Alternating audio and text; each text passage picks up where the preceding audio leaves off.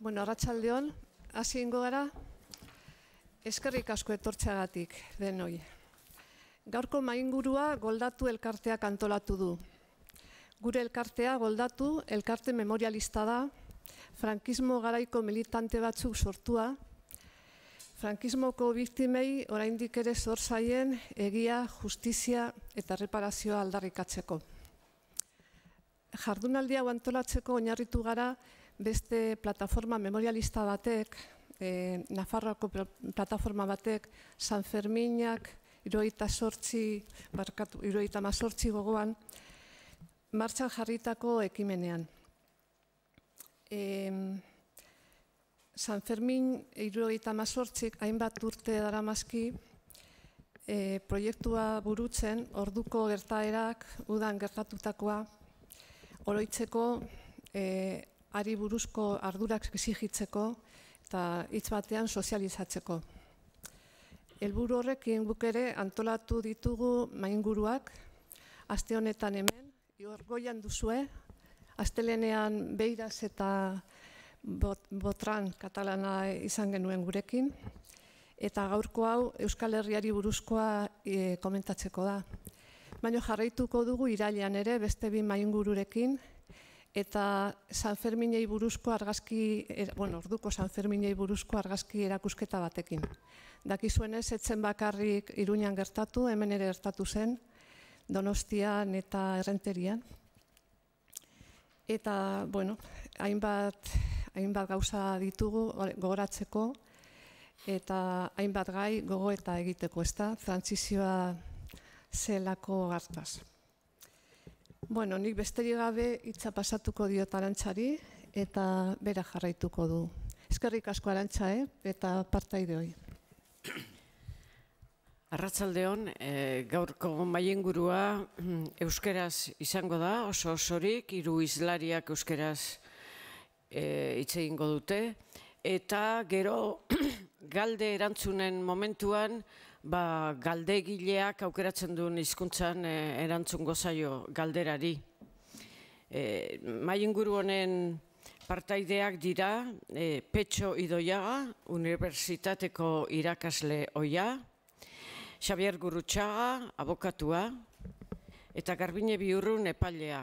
Beraiei galdetu diet nola izan nahi zuten aurkeztuak, ze gutako edonork, dozena bat lanbide edo jardunbide izan dezake izenaren ondoren, baina beraiek aukeratutakoa esan dizuet. Lehenengo hitza Petxo Idoiagarentzat. Arratsaldeon bat. Nire kontaketa honek 73 eta 78 urteen arteko denboraldia hartuko du, beraz, ez bakarri trantsizioa konkretuki izaten dena, baita ere tardofrankismo erderaz edo frankismoren azkenengo urteak hartun da. Zergaitik, 73an etak Karrero hil zuen eta Karrero zan Franko hil eta gero frankismoa luzatzeko ardatza nagusia izendatuta zegoena. Eta urte berean, Iruñean, ekainan, izandako greba orokorrak, Motor Iberikako greba orokorra izendatu zena, horrek zabaldu zuen 5 urteko dinamika bat, greba orokorren dinamika bat. Eta nire ustez greba orokorren dinamika hori, 5 urteko dinamika hori, da Euskal Herriak eman zion ezetz sendoena, bai frankismoari eta bai gero etorri zan trantsizioari. Motor Iberikako greban bertan, nabarmendu ziren, urrengotan ere agertuko ziren 4 ezaugarri nagusik. Bat, langilerian aitzindaritza, eta konkretuki beraien asanbladak abiapuntu gisa. Bigarrena, irakaskuntzara lehenengo komertzioara gero, herri osora gero grebaren edapena. Hirugarrena, kaleak norbere ganatu poliziaren errepresioari aurre eginez. Eta laugarrena, ezker erradikal mugimendu sindikalaren protagonismoa. Da hemen dira idot aztia. Handik aurrera gertatutako greba orokorretan ere, ezker erradikal sindikal horrek protagonismo mugatzailea izan zen. Ezker sindikal horrek antolatu zuen besteak beste, 74. Abenduko 11. Greba orokorra, lehenengo greba politiko utza, orokor politiko utza izen zena gerra ostian. Non beste indar represiboaren disoluzioa, amnistia, Euskal Herriaren nazio eskubideak eta frankismoarekiko apurketa demokratikoa aldarrikatu ziren. 74 gaude. Langile batzordetan, Komisiones Obreras erdaraz ezagutzen denaren barnean, bai Nafarroan, zein Gipuzkoan eta Araban eta Bizkaiko zati batetan behintzat baita ere, esker sindikal erradikala zan edapen influentzia handiena dekona. Esker sindikala esaten dut hemen, garai hartan MC, gero MK, garai hartan LCR eta Sesta, gero LKI, ORT, eta horrek mugitzen zeben jentie zan batez ere hor influentzia handiena zekana. Baina, Partido Komunista kontrolatzen zuen Komisiones Obrerasen Euskadiko Langile Batzorde Nazionala, KONE ezagutzen zena garai hartan, ez zuen onartzen esker sindikalaren eraginpen zeuden beste langile batzordeak. Eta orden hauek zein zuten, montazuten beste koordinakunde bat, zeko deixana, esker sindikal erradikalen koordinakundea. Eta zeko izen zan, 80. urtean, Portugaleko Krablinen iraultzaren urtean, abenduaren 11. greba politiko orokor horretara deitzu zuena. Eta beste komisioak eta Partido Komunistak plazaratu ziren guztiz gogor kontra horren kontra, greba horren kontra. Baina greba kriston arrakazta eukizuen. Da hor, konsolidatu zen nola baita esateko esker sindikalaren influentzia. Urren gurtian, 75. urteko apirilako 25. eta Getxon poliziaren inspektore bat hil eta gero, salbuespen egoera inposatu zuen Espainiako gobernua. Errepresioa ikaragarria izan zen, ikaragarria, deportatu, detenidutak, kristona. Baina esker sindikalaren eginez berriro ere, ekainaren 11. borroka egun deitzu eta greba praktikamente orokorra berriro burutu zen. Eta urte horretako abuztu eta irailean txiki, otaegik eta frabeko alderdiko boskiden kontra Espainiako estatuak lehenengo epaiketa fartza, burutu gero heriotza zigorrak ezarri eta azkenean afusilatuz egin zutenan Euskal Herri osoan errepresioaren kontrako mobilizazioak zabaldu ziren. Iraileko 27. naiz eta salbuespen egoeran azpian egon Bizkaia eta Gipuzkoa 3 eguneko greba orokorra izan zen kriston istiloakin kalean, enfrentamentoakin poliziarekin eta bar. Azaroaren 20. Franco hil zen. Fabriketan langrebak nabarmendu ugaritu ziren 76. urtean. Eta dinamika sindikalean lehendiz etorrena, baina asanbladetan delegatu batzordeak zuzenean hautatu ziren greba gehienetan. Eta garrantzia horreko dana.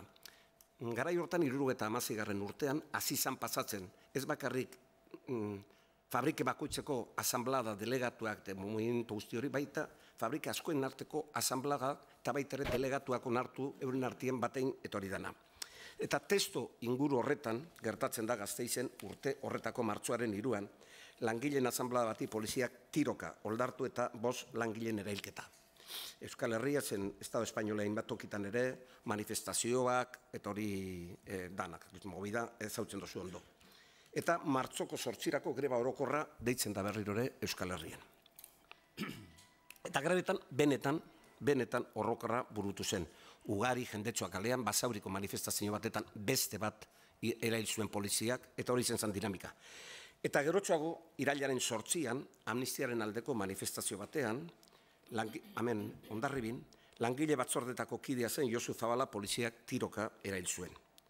Lanustea, manifestazioa berriro, dinamika guzti hori, eta 13. greba orokorra eta liskar oso gogorrak bizi izan ziren Bizkaian batez ere, Barakaldon, Zestaon, Portugaleten eta inguru hortan batez ere. Eta fabrike desberdin arteko langilek asanblada bateratuak egiten hasi ziren, eta Bizkaiko labegaraiko asanbladaren proposamena izen zen, Bizkaiko fabriken koordinakundea martzan jartzea. Eta hori, eraman zen fabrika askotara. Hil horretako bukaerako, 180 fabriketako delegatuak zeuden organismo koordinakunde horretan. Impresionantea. Eta giro ikusita, Bizkaian zegoen giro ikusita, gobernu zibilak Bizkaiko 3 barrutietan asanbladak egiteko baimena eman zuen. 1000 lagun bildu ziren Zestaoko asanbladan, eta bertan aho batez, onartu zen manifestuan, indar errepresioa diren bitartean ezin dela askatasunez bizi eta baldintzen hobekuntza fabriketak eta kaleratuak onartzearekin batera, honako hau eskatu zen. Askatasun sindikala, langile partiduen legalizazioa, prozeso konstituzional demokratikoa martxan jartzean, amnistia orokorra eta autodeterminazio eskubidea. Iraileko 27ko hainbat partidu dituta beste greba orokorra deialdea zabaldu zen eta horrepe arrakasta itzela aukizuen batez ere Bizkaian. Bueno, greba orokorren kontakizun labur honetan, Ezker Abertzaleko antolaketa sindikalik orain arte ez dut aipatu. Egia esan, urte hauetan ez zegoen Ezker Abertzalearen organizazio sindikalik. Naiz eta 75an laben sindikatua lehenengo movimentu gazi, 78 arte esan lab movimentu sindikal moduan antolatu. Eta gauza bat Ezker Abertzalea aipatzen dut hemen bai gero Euskadiko Ezkerra eta baita herri batasuna izango ziren ardatzak onarturik. Eta Ezker eta Abertzaleko profila eta giza realitate soziopolitiko indarra aspalditi zetorren. Nik esaten dut, ez da hitze hori diskutigarria da, baina Txabi Etxebarrieta hil zuten ostean egon ziren mobilizazioak, izen ziren batez ere, Ezker Abertzalea, kordal luzetik zetorren, baina haren mobilizazioak izen ziren nabarmentu zanien giza movimentu politiko, sozial handia izatea Ezker Abertzalea, gero edo Ezker Abertzalea, gero nazionalismo revoluzionario garai hartan deitzen zena.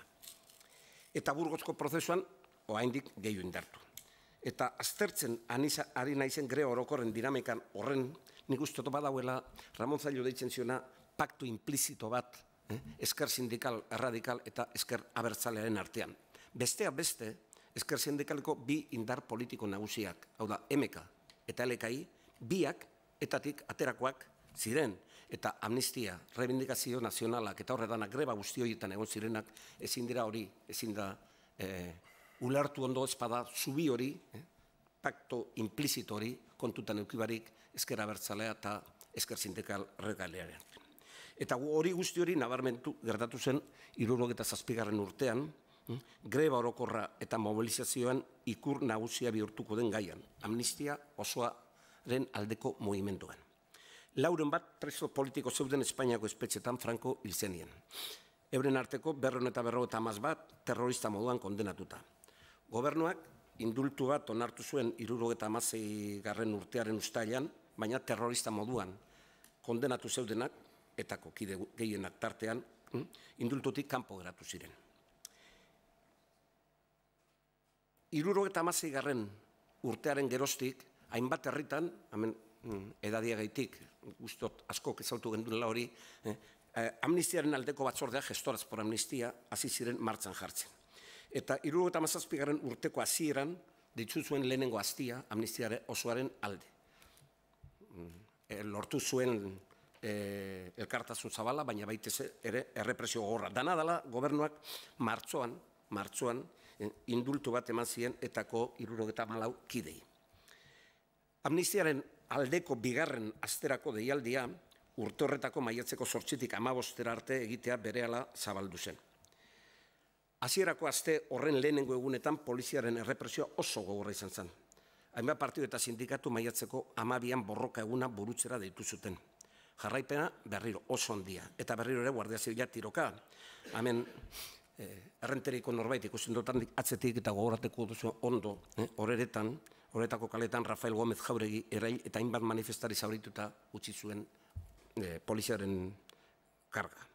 Hurrengo egunean greba orokorra edatu zen Euskal Herri osora, eta errepresio gero eta gehiago. Oldarkorragoa bihurtu zen 6 eraildako, mordo bat zaurituta, detenidua pilaka, eta errepresioen aurka maiatzaren 16an beste greba orokor bat Euskal Herrian. Gero aro, maiatzaren 20an bere garaian odol delitua leporatu zioten 15 etakide, kartzelatik atera, baina Espainiatik beste Europako puntetara, estrañamiento edo olako bat deitzu zana, gobernuak bidali zuen. Baina, kanporatutako 15ok buelta eman, eta Euskal Herrira itzuli ziren. Eta 15ko azken egunetan, Iruñeko Arazubiera landetan, 1.000 lagunek ongi etorria eman zioten. Kontakizun hau amaitzeko Iruñean 1978 urteko San Ferminetan gertatukoakoa gogoratu behar da, Germán Rodríguez erailketari erantzun orokorra, eta hurrengo gunean, lehen hemen kontau daben moduan, protestat Euskal Herri guztian zabaldu zirenean, eta hemen Donostian Joseba Barandiaren poliziak erail zuena. Nire ustez transizioaren Euskal Herriko ezetzatzen duena, giza movimentu horietan, greba orokor horietan egon zen. Uste dut, gehitu aldela, bere kontraesanak ere onartuta, estatuaren aurkako borroka armatuaren presioa. Eta batez ere uste dut mugat zirela eta Euskal Herriko ereduak, greba orokor politiko horien ereduak frankismoaren erreformaren apurketa bidea markatu zutela. Eta Estatu Espainola egon zen bide hori jorratzeko ere egon zen aukera. Batez ere nik uste dut, 76.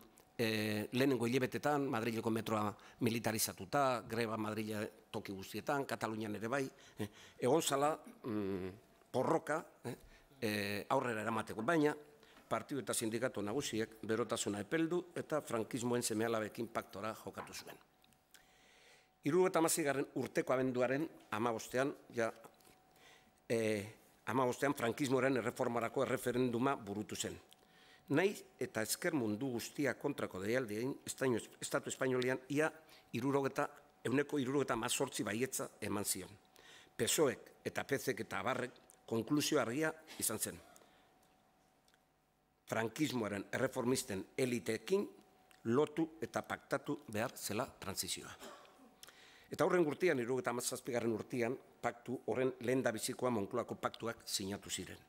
Sindikatu nagusiak eta parlamentuko partiduen PNV barne adostusunarekin. Naiz eta lorpen batzuk, batez ere legalidade sindikalen mailan, lortu, hainbet urteen langile movimentua borrokatu zituen eskaria blokeatu ziren, eta inporteagoa dana langileen mobilizazioa izoztu zen. Euskal Herrian dena dela kontrako erantzuna nahiko zabala izan zen. Eta hilebete berberan, amnistiako legea, gero kontako dute gehiago nahi buruz, bigarren paktu handia onartu zen parlamentuan. Kasu honetan ere lorpen batzuk bazeuden, adibidez amnistia laborala edo azkenengo urtean atxilotuen askatasuna, baina lege horren helburu nagusia amnistia ematea zen espreski a los delitos cometidos por los funcionarios y agentes del orden público contra el ejercicio de los derechos de las personas. Horrentzako izan zen, batez ere amnistia hori. Baina honela saldu ziguten, adibidez, Xabier Arzallusek hizketan, zuzenak. La amnistía no es un acto que atañe a la política, es simplemente un olvido. Una amnistía de todos para todos, un olvido de todos para todos. Olvidemos, pues, todo.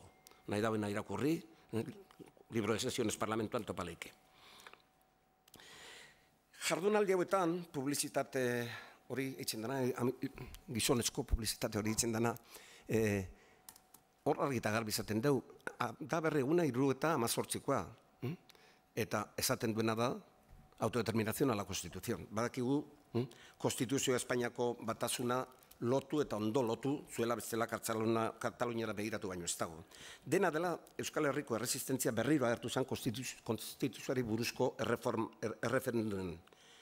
78ko urteko abenduan, ia 50ko abstentzioa izan zen erkidegoan.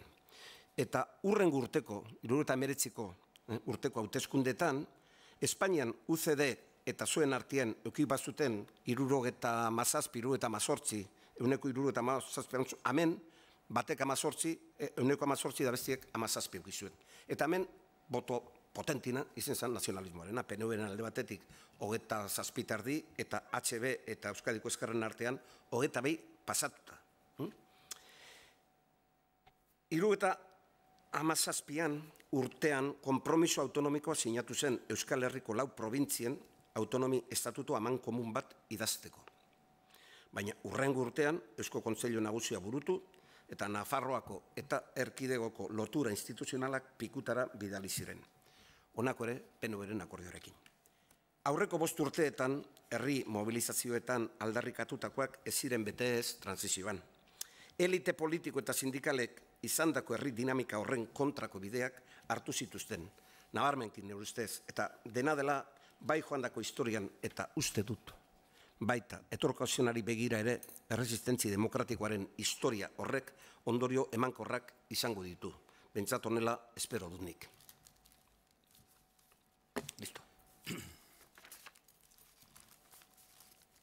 Eskerrik asko Petxo, orain bigarren Xabier Gurrutxagaren txanda da. Bale, arratsalde on guztioi, eskerrik asko, Arantxa.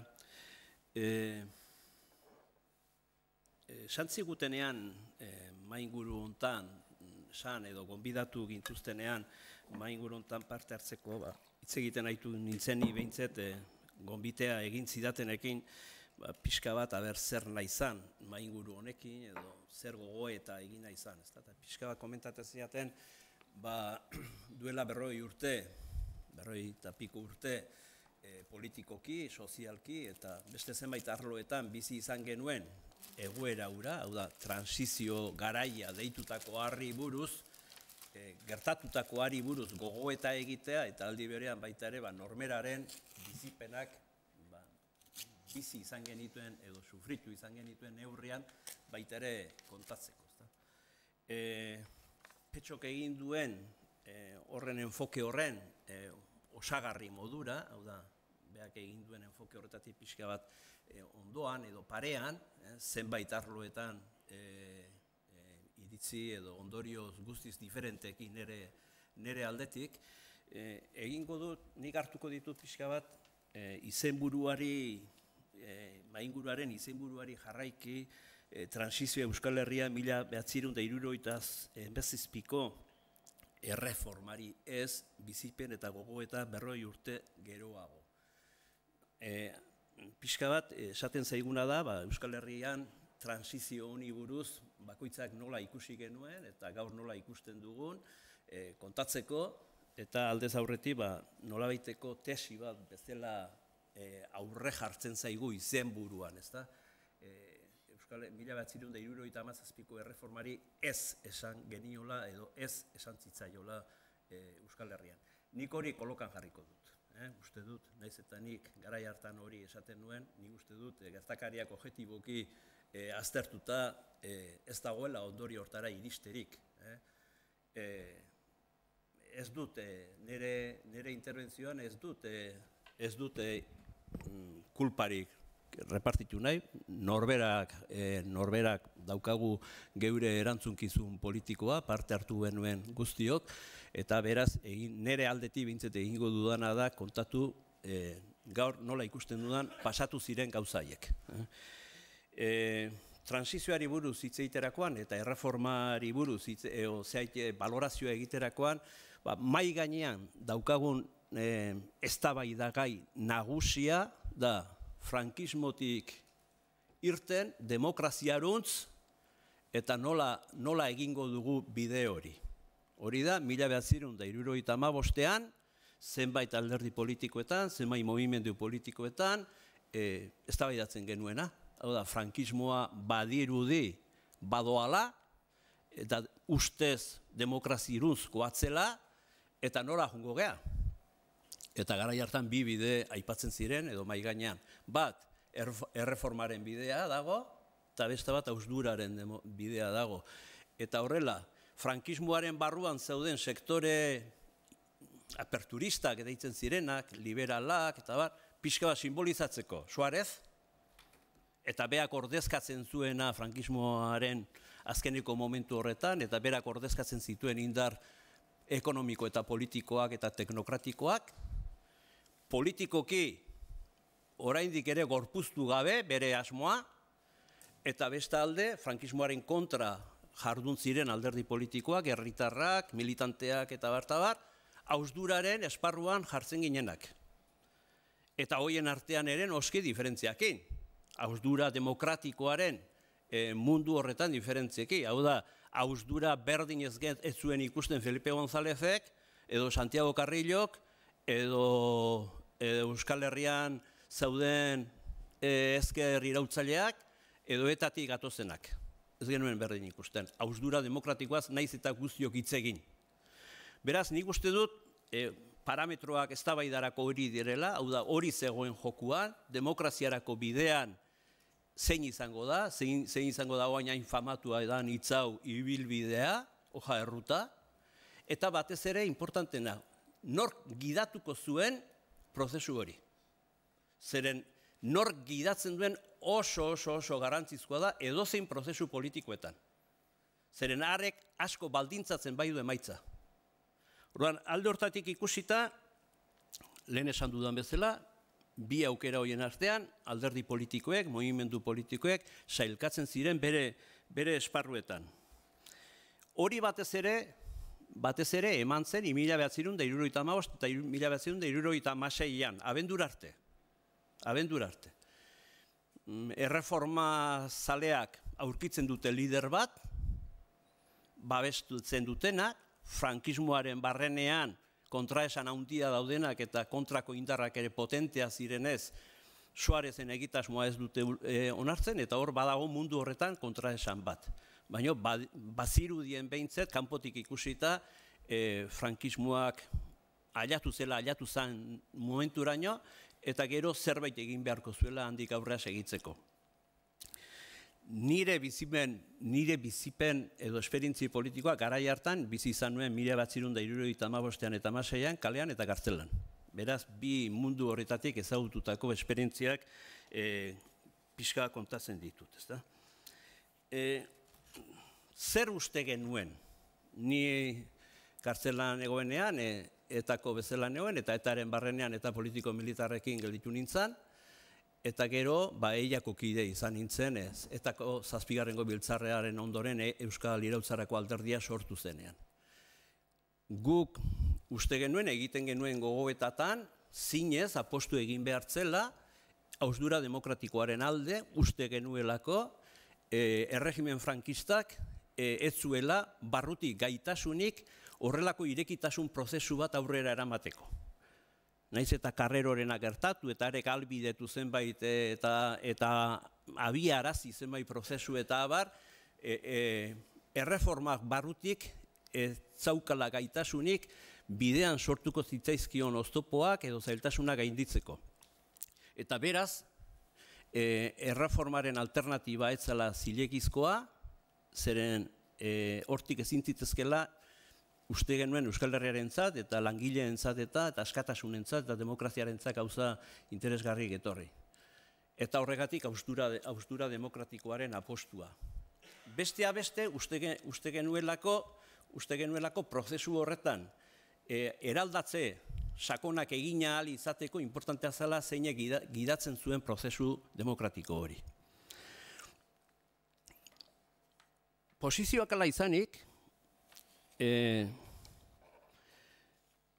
erreforma zaleenak eta hausdurarenak 1976ko abenduan hito importante bat gertatu zen. Suarezek erreforma politikorako legea onartu zuen, korte frankistetan onartu zuten, eta han ibilbide bat zegoen, beraie defenditzen zuten demokraziara juteko. 1976ko erreforma politikoaren legea. Eta konbokatzen zen erreferendum bat. Eta abenduan, asko gogoratuko zeate, erreferendum hori egintzan. Erreferendum horren aurrean, posizionamentuak argia ziren.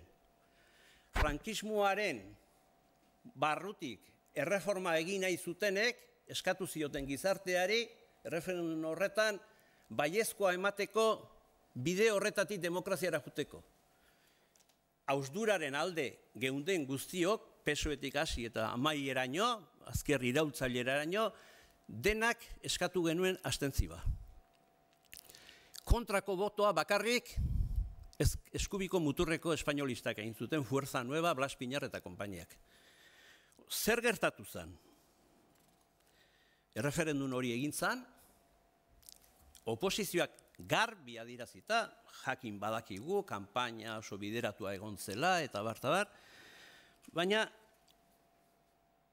oposizioak uste genuen, gizartea ordezkatzen genuela, herria batez ere gurekin zeudela, herritarre batez ere guk esaten genuenaren alde zeudela, eta gertatu zen, erreferendum horretan, partizipazioa 77% izan zen Espainian. Naiz eta oposizio guztiak abstentzioa eskatu. Hau da, ez parte hartzeko aholkua eman herritarrei. Baina herritarrek Espainian esan zuten ez, gu parte hartu nahi dugu. Eta bakoitzak baloratuko du, herritar horiek libreak izan ziren, ez ziren izan, alienatuta zauden, edo ez zauden izan, baina datu objektiboa da, horiek parte hartu zutela. Ezezkoa oso txikia izan zen, eskubi muturrekoa baina oso. Zer gertatu zen Euskal Herrian? Euskal Herrian aldez aurretik suposatzen genuen, Espainian baino oposizioa, abstentzioare askoz ere aktiboago izango zela, organizatuago zegoela, eta bar, eta orduan gertatu zitzaigun, gure erkidegoan, gaur erkidegoa dana, Araban 176ek parte hartu zuen, eta 181 baiezkoa esan zion erreformari, Bizkaian 150ak parte hartu zuen, eta 181ak baiezkoa esan zion, eta Gipuzkoan 155ak parte hartu zuen, eta horietatik 181 baiezkoa esan zion. Hau da, pentsatzen genuen, baino asko zera jende gehiago joan zen referendum horta bota ematea. Beraz hor bazeoen, uste genuen eta zegoenaren artean distantzia handi bat. Politika egiterakoan norbera pentsatu ezake herria konfundituta dagoela, gizartea erratuta dagoela, herritarrek nahastuta daudela, eta ni vanguardiaren izaera nola dudan, badakinik nundi nora joan behar dan. Baina badakigu vanguardiaren zentzua norberari buruz daukatenak askotan hanka sartzen dutela. Nik uste dut, garai hartan ere guk vanguardia bokazioa bagenuen eta asko hanka sartu genuela. Nafarroan, erreferendun horretan 173 parte hartu zuen. Eta 183ak baiezkoa eman zion. Beste edozein lekuetan baino gehiago ezezkoa. Horrek ere pixkat esplikatzen du, Nafarroko gizartean, bazegoela hor, asunto bat, ulertzen ez genuena, eta gaina espresatzen ari zela, ez demokraziaren alde baizik, eta beste orientazio edo orientabide batzuen arabera. Madriden, 178ko partizipazioa izan zen. Barcelonan 172ko partizipazioa izan zen. Enbaitza horiek ikusita, eta hori guzti dut hau, erreforma politikoak aurrea segitzeko lehenbiziko bultzada ikaragarria horri izan zuela, oposizioko talde guztiak, hau da, movimentu antifrankistak pentsatzen ez genuena, zen pentsatzen genuen gizarte guztia antifrankista zela, edo gurekin etorzitekela, orduan, hortik zer gogoeta atera, batzuek ez genuen gogoetarik egin, eta ez genuen ondorioik atera. Baina, Petxok aipatu du momentu bere interbentzioan nola PSOek eta PSek aldatu zuten. Eta aldatu zuten honegatik, defenditzen zuten hausdura hitzartua, gogoratu guzatea, Santiago Carrilloren eta Partio Komunistaren Reconciliación Nacional, hau da, hausdura paktatua regimenarko sektore liberalakin, paktatua, baina hausdura, eta ikusi zuten ean ze pasatu zen 1976an Espainian, eta kasu horretan datuak eman ditut Euskal Herrian ere, klabeak aldatu intzituzten, koordenadak aldatu intzituzten, eta aldatu beharrean gaude, zeren hausduraren aldeko masa sozialik, masa kritikorik ez dago. Eta orduan pasatu ziren, erreforma paktatuaren bila. Bi plano diferente, hausdura paktatua, erreforma paktatua.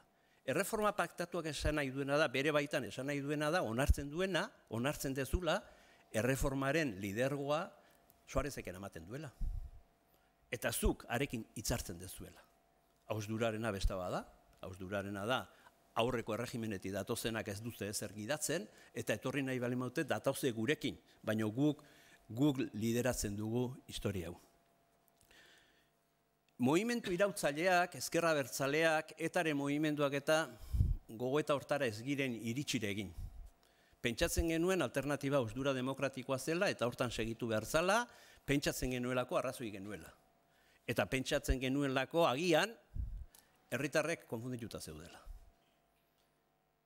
Baina ez ginena da ohartzen eta ez genuena da barneratzen, gu nahi genuen bidetik, behintzet ez zutela esan joan nahi zutenik herritarrek.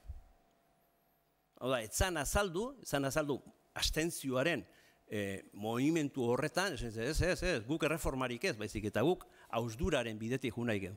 Orduan, hor dago, ez zegoen oinarri sozialek. Horrek, datu bada, esateko, gero gertatu zaiguna, ez da bakarrik partidu politikoen traizioa eta baizik eta herritarrek nahi ez balimaz duten, partidu politikoek oso zailak izaten dute traizionatza jendea. Nik uste hau, gogoetarako historia bat izan ditekela. Bigarren hitoa.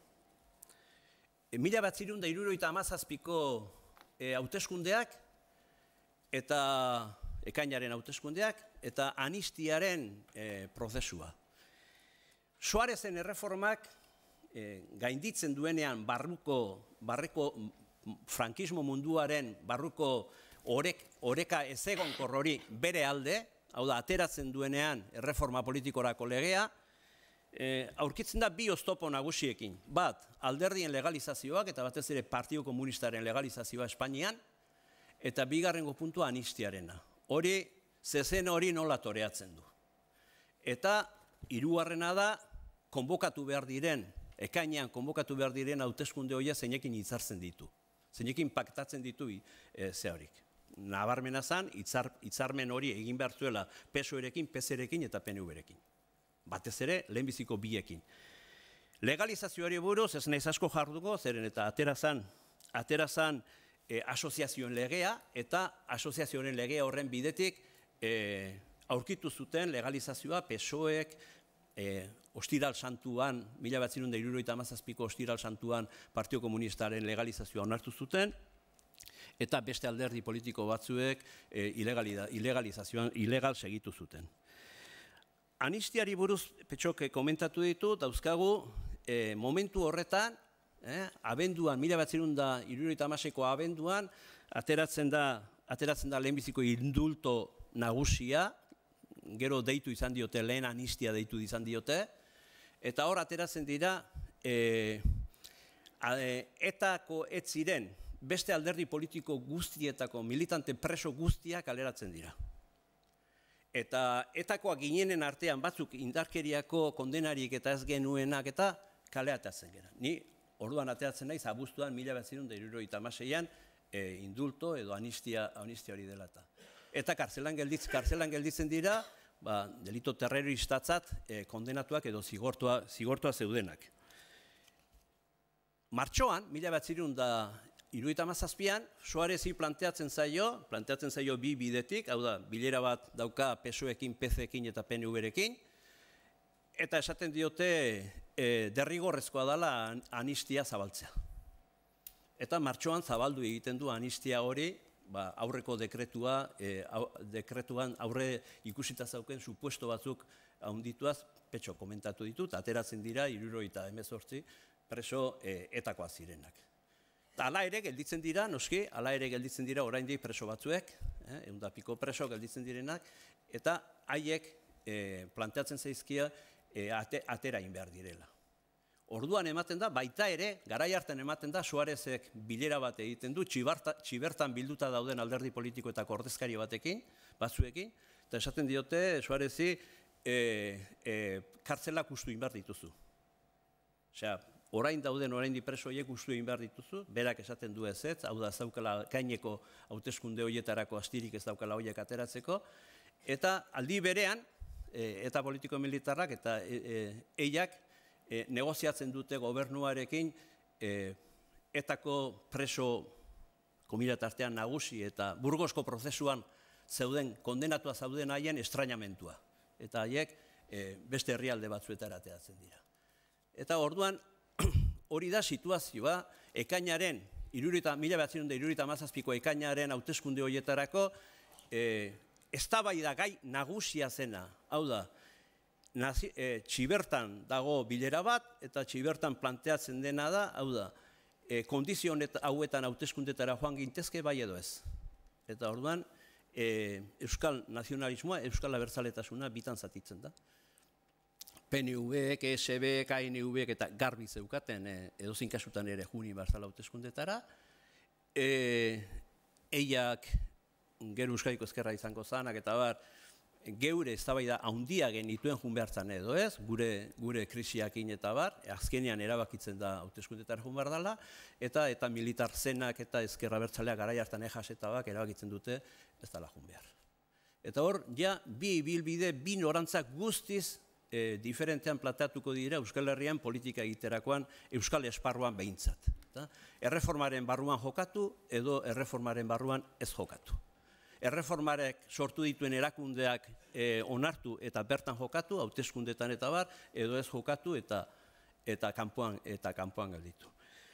Hasieran, garbi dagoena da, esatu bateako, PNV-k aurkezten da, EIak eta EMK-ak eta talde independiente batzuekin Euskadiko Ezkerra sortzen dute, LK-i ere aurkezten da hauteskunde horietara, eta kanpoan gelditzen direna, joku elektoraletik kanpoan gelditzen direna, eta ejas eta laia. Honek esaten dizuen bezala, izugarrizko ondorio estrategikoak edukiko ditu, eta hauteskundetan emaitza batzu daude. Eta emaitza horiek, abstentzioa eskatzen zutenentzako oso kezkagarriak gertatu ziren. Zer, parte hartzea izan zen 1,77,5 erkidegoan. Eta emaitzak PNV lehenbizi, PSOE bigarren, UCD hirugarren, AP laugarren, Euskadiko Ezkerra bosgarren, PC seigarren, SB zazpigarren, eta gero beste postu batetan FUT, elkaikek eta apoiatzen zuten. Pentsatzen balin maken nuen, frankismoaren kontrako movimendu erresistentziko hartatik eta bar, pentsatzen herriak guk ordezkatzen genuela eta askatasunak gure eskutik zetozela eta bar, nik esate bateako kriston txoke hartu nuen. Osa, zer, pentsatzen genuelako herria gurekin zegoela. Eta herria etzen gurekin. Herria batez ere PNV-ekin zeon, herria batez ere PSOE-ekin zeon, UCD-ekin zeon, gogoratu. 1976an, martxoan, urtebete lehenago, Gasteizko hilketa gertatu ziren. Gasteizen, UCD-ek, alegia Martin Villak, kriston emaitza lortu zituen hauteskunde horietan. Zaramagan, auzoan. Eta hori, hilketaien kontra jarduntako jende, zuzeneko jende guztiarentzat hori ikaragarrizko mingarria zan, eta ala zan, mingarria. Baina realidadea. Orduan, izan dizuen bezala, alderdi tradizionalak daukate babesa, alderdi irautzailea radikalak eta aldatu nahi genuenak, gelditzen gera daukan genuen ordezkaritzakin, ez nahi genuenarekin. Eta horrek asentatu egiten du. Hau da, prozesu politikoak ez dijoazten ni nahi dudan modua. Baizik eta dijoazten modura. Eta ni nahi dudan modura, ez balin badijoazte, eske ni daukat arazo bat. Eta oso nekez, konpontzen ditut nik nire problemak beste jarroa botaz. Erantzunkizun politikoa noski hon daitezkela, baina errealidade soziala eta politikoa bada. Eta orduan, alde hortatik nik uste dut ezkerreko, abertzale, radikal, posturetan eta alternatiba defenditzen genuenak, aurkitu ginela posizio larri batekin. Bukatu. Bai. Bueno, bakarrik esateko, amnistiaren legea gero aukera izango dugu, baina Petxok ere aipatu du, onartu zen, lege hori guztion aldetik positiboa izan zen, positibotzat baloratua izan zen, inork ere ez zuen garai hartan, orain, arrazoi osoz mai gaineratzen diren eragozpenak, hau da, azkeneko momentuan UCD PSOE-ekin eta PC-ekin hitzartu zuen enmienda bat hitzartu zuen, bertan jarri zedin, poliziak eta funtzionariok eta bar, bere garailean, los delitos que pudieran haber cometido las autoridades, policías y agentes del orden público con motivo o razón de la investigación y persecución de los delitos anistiados, también quedan dentro de la amnistía. Hori da, artikulua dioena. Hau da, hori sartu zen, Baina kuriosa dana da nola bizizan garai hartan historia hori. Eta aipatu ditu Petxok Bandresen Arzailusen hitzak. Arzaius izan zen txalotuena kongresuan bere interbentzioarekin. Grandes aplausos. Dio aktak. Eta hitz egiten du del olvido de todo y para todos. Marcelino Camatxok hitz egin zuen del olvido. Bi boto egon ziren kontra. Eskubi muturrekoak. 18 abstentzio. APkoak eta Euskadiko Ezkerraren izenean 8. Baina 8ren interbentzioan ere ez dago aipamen bat ere salbuespen horri. Baizik eta hitz egiten du, beak ordezkatzen dula partidu bat oraindik ere ez dela legala. Eta orduan bere ilegaltasun horrek ez diola uzten baietz osoa ematean, ez da? Baina Sirinatxek baiezkoa ematen du. Orduan, orain, eta nik aitortzen dut, garai hartan ez zegoen pertzepzio hori, ez zegoen kezka hori, gaur aterain da, eta ongi etorria, gaur egunean memoria historikoaren izenean dagoen revisio, kontzientzi eta urgentzia hau. Eskerrik asko. Hirugarren eta azken, Garbine Biurrun, epailea. Lasai, nire parte hartzea laburragoa izango da, eta orduan... Izango dugu denbora, gero galde erantzunetzako. Denbora, berreskuratuko dugu. Nire ekarpena benetan pobrea izango da, Petxo eta Xabierrek egindakoarekin alderatuta. Nik ez nuen bizi izan garaiura, nire maikideek bizi izan zuten bezala. Nik zaharragoa ematen badet ere, nik gaztegoa naiz, 60an jaio nintzen, eta beraz, nik uste kokatu egin behar dudala baita ere nire burua, ez da? Franco hil zanean nik 15 urte nituen, amnistiaren legea aprobatu zanean 17, konstituzioa aprobatu zenean 18 eta estatutua aprobatu zenean 19. Hoi da, gutxi gora bera nire burua kokatzeko. Beraz, nire bizipen batzuk, nire bizipen arruntak, garai hartakoak, guztiz bizitza politika ofizialetik kanpotik, eta noski nahastuta ikusita oraingo begiekin zen, eta ezinezkoa da, baloratzea ura garai hartako begiekin, ezta. Eta baita ere oraingo gertaera, hainbat gertaerari lotuta. Etaren amaierarekin lotuta, eta gizarte honen behintzat gehiengo zabal batek, horrela dirudi behintzat, zera daukan helburua eta dauzkan oinarriak historia hau isteko, ezta? Nola itxiko dan, gutxi gora bera badakigu, eta iruzutabe horiek beti aipatzen ditugu, egia, justizia eta erreparazioa, ja buruz dakizkigu eta ondo dago, ezta?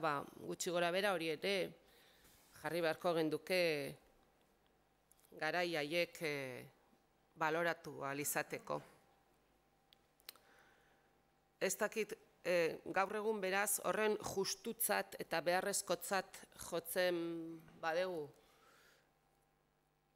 historia injustu bat isteko bidea, nik uste pensatu beharko gendukela nola baloratu beharko litzatekeen o beharko gendukeen gaur transizioan gertatutakoa, ezta? Transizioaren eredua. Nik ezin dut desberdin baloratu. Orain justizia baldin bada eta bide justua baldin bada egia, justizia eta reparazioa ez dakiz zergatikan hori ez dan baliagarria transizioa baloratzeko eta orduan gertatutakoa neurtzeko.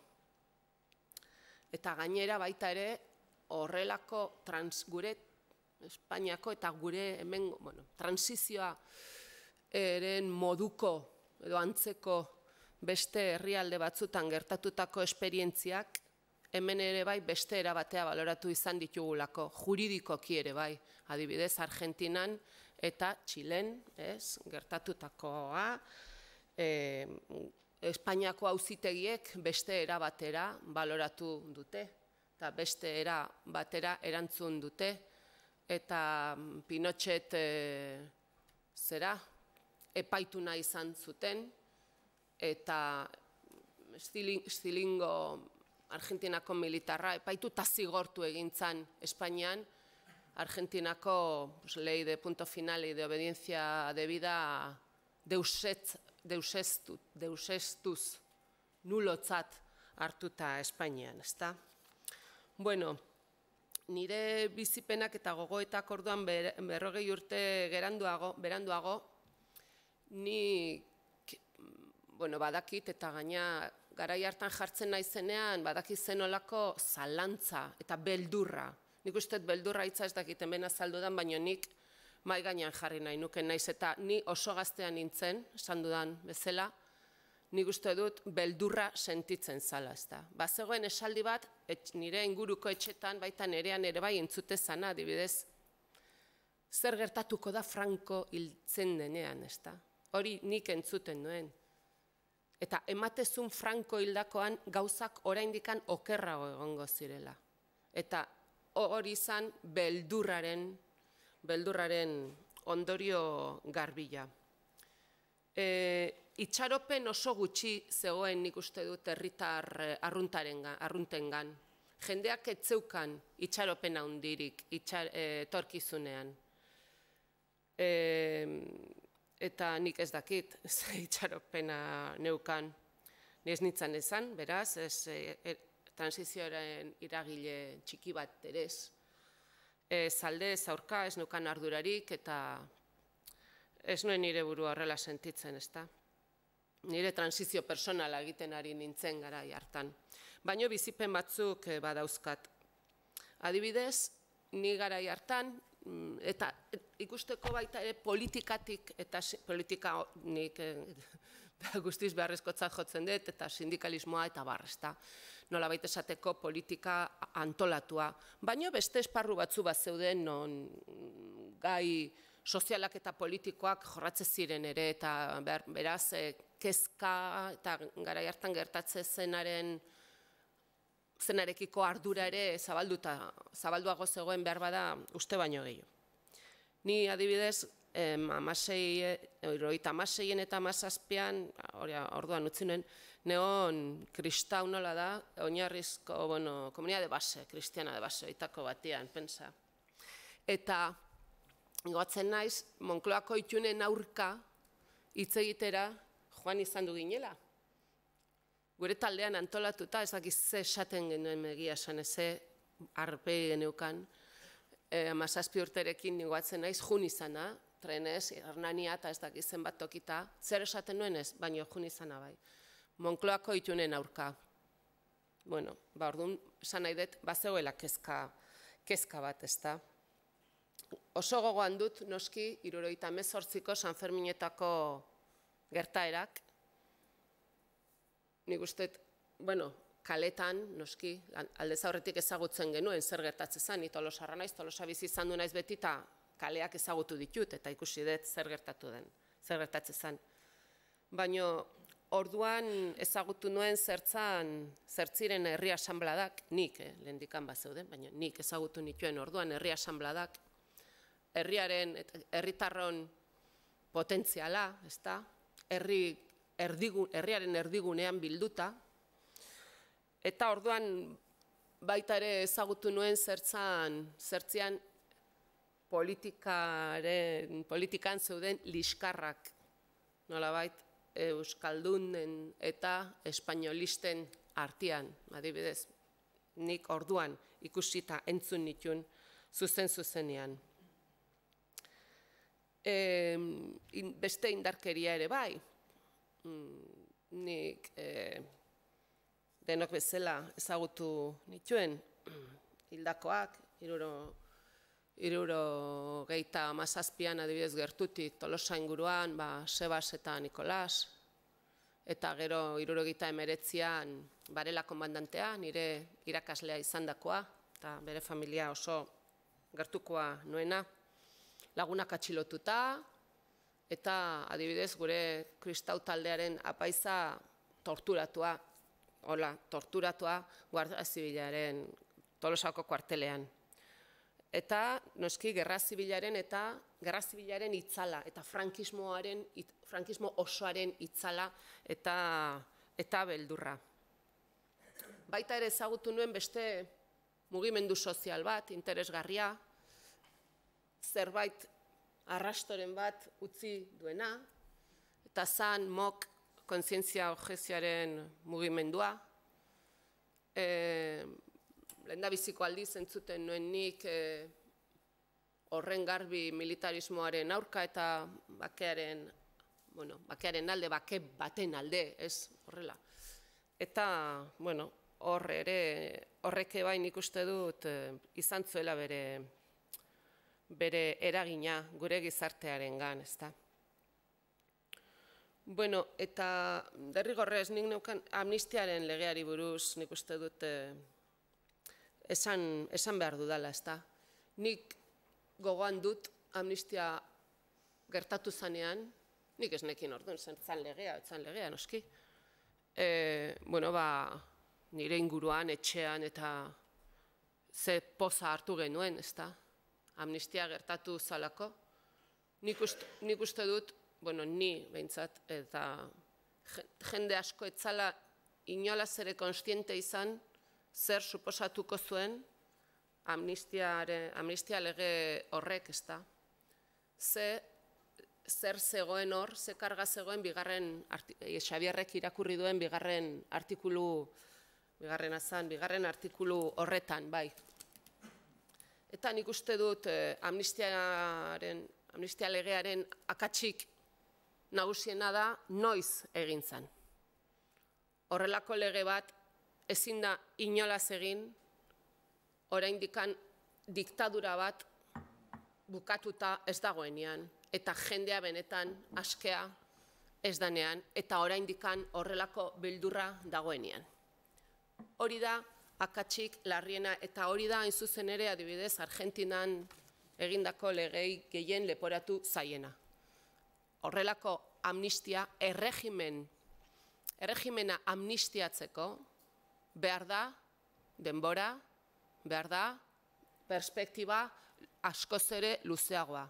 Ezin da erregimena amnistiatu, erregimena oraindikan indarrean dagoenean, edo ustez behintzat, nik uste 77an oraindikan indarrean zegoela, noski. Eta baten batek jartzen badu epe muga edo muga konstituzioan, oraindikan etzan gertatu, urtebete eta piko falta zan. Eta beste baten batek jartzen badu muga Gernikako estatutuan, falta zian 2 urte. Eta nik uste dut inorrek ezingo lukela esan lege hori giro normalizatu batean aprobatu zanik. Eta alere, nik uste dut transizioa gaizki egin bazan ere, memoriarik gabe, justiziarik gabe, reparaziorik gabe, akats guztiekin, errepublika aldarrikatu gabe, zenetan nik uste dut hori beste zorra dela. Eta transizioa niretzat ez da inoiz bukatuko errepublikaren alde egiteko aukerarik ez daukagun bitartean, akats hori ere kontuan hartuta, alere nik eta nire belaunaldiko jendeak nik uste dut zorretan gaudela transizioa egin zutenekin. Badakit paradoja bat dela, baina horrela da. Gu izan gea onuradunik nagusienak, guk atera diogu horri, akats guztiekin esan dudan moduan, etekinik handiena eta guk izan dugu etorkizun osoa gure aurrian. Eta egia da baita ere inoiz ez dugula jakingo zer gertatuko zen edo nola izango zen beste erabatea, beste bide bat jorratu ezkeo eta adibidez haustura demokratikoaren bidea jorratu ezkeo. Nik onartzen dut izugarrizko ardura eta batez ere erantzukizuna zeukatela orduan erabakiak hartu behar zituztenek. Onartzen dut erabaki behar zala zer egin, noren, eta Xabierrek esan du moduan, noren atzetik joan edo nori eman nori aitortu lidergoa, baina nik uste dut, zaila izanik ere, nik uste dut hartu zala biderik errezena. Eta bidean utzi zirela ideia asko eta batez ere persona asko eta itxaropen asko baita ere. Okerrena izan zen, gaina, gero denbora gehiagirik behar izan dela, adibidez, memoria eta justizia eta erreparazioari heltzeko. Zutabe horiek heltzeko, memoria historikoarekiko, denbora gehiagi behar izan da. Gogora dezagun, memoria historikoaren legea 2007koa dela, beraz, igaro ziren konstituziotik 30 urte. Eta nik uste oso adierazgarria dela nola gertatu zen, edo zeintzuk bultzatu zuten benetan memoriari heltzea. Eta izan ziren ez biktima haien seme-alabak baizik eta haien bilobak. Izan ziren oidana mugitu dutenak zergatik ezin zutelako sinistu zer gertatu zen eta gauzak nola egin ziren eta beraiek aldarrikatu zuten memoria. Nik uste hori ere hausnartzeko modukoa dela eta hausnartzeko aukera ematen digula. Beraz, naiz eta amnistiaren legea egin zanean, eta besterik ez zen egin frankismoarekiko, besterik ez, amnistiaren legea eta kitxo. Amnistiatu, ahaztu eta kitxo. Eta 30 urte behar izan ziren beste zerbait egiteko, nik uste dut horrek ematen digula neurria ikusteko ze egoeratan aprobatu zen ura, ezta. Eta amnistiaren legeari buruz besterik ez, bakarrik esan dakiguna, onartezina dela, nazioarteko parametro juridikoetatik, eta berbada orain gehiago esango dugula. Sentitzen dut baino nire, esan dut nire ekarpena izango zela asko ze xumeagoa.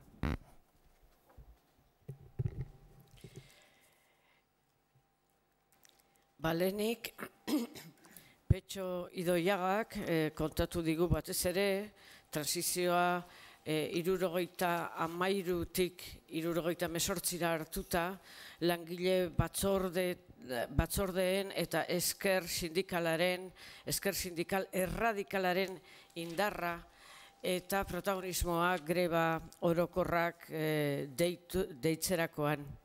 Aipatu digu errepresioa ere bai, salbuespen egoera, eta baita ere esker sindikalak antolatu zituen greba orokorrak errepresioaren kontra, ez bakarrik langileen eskubideen alde.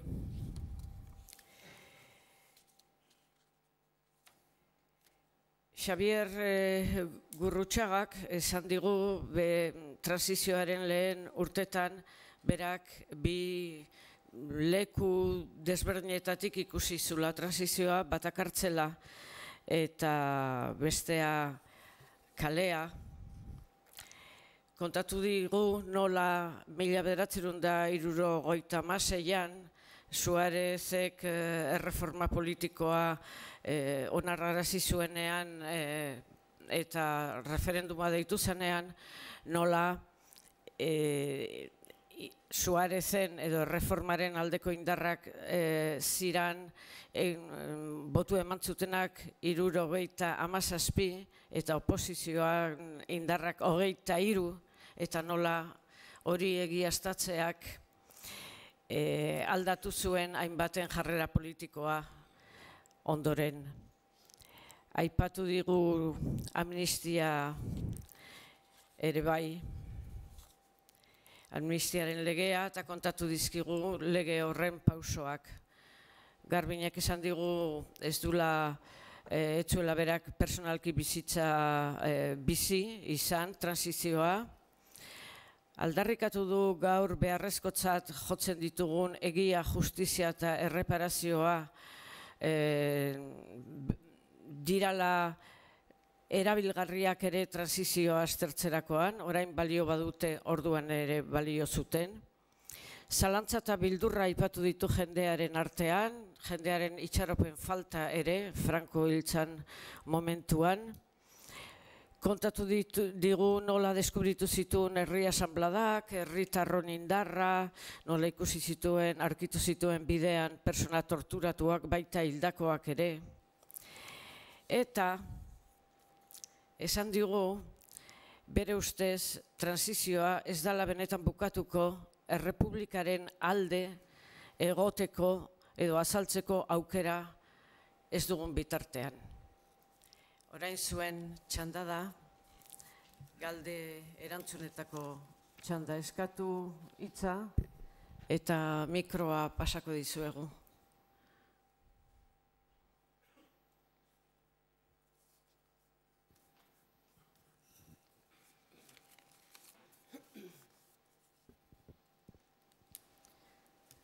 Bueno.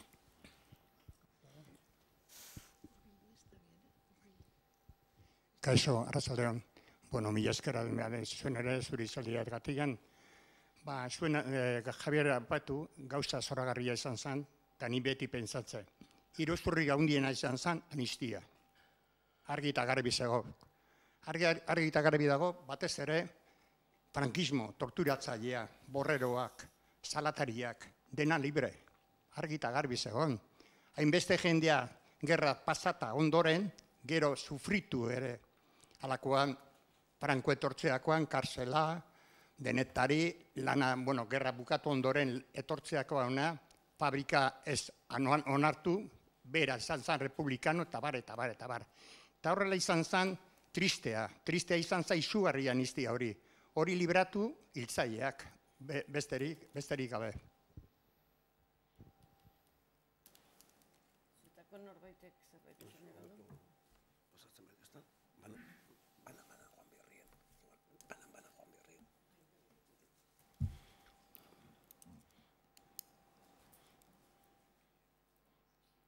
Han, atzean.